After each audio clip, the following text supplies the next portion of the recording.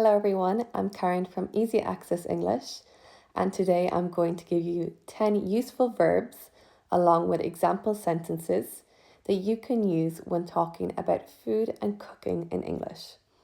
So my first verb is to bake. I am going to bake a chocolate cake for the party. Number 2, boil. Boil the potatoes until they are soft. Number 3, chop. Chop the onions finely for the salsa. 4 is to fry. Fry the eggs in a pan with a little bit of oil. 5, grill. Grill the chicken breasts until they are cooked through. 6, knead. Knead the dough until it is smooth and elastic. 7, marinate. Marinate the chicken overnight for the best flavour.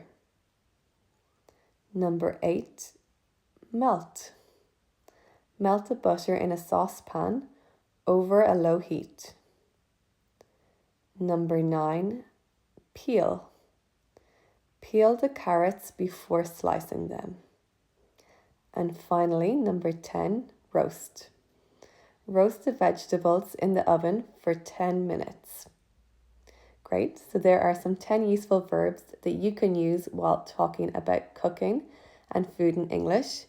If you look at the blue text below this tutorial video, you will see 10 more example verbs with sentences.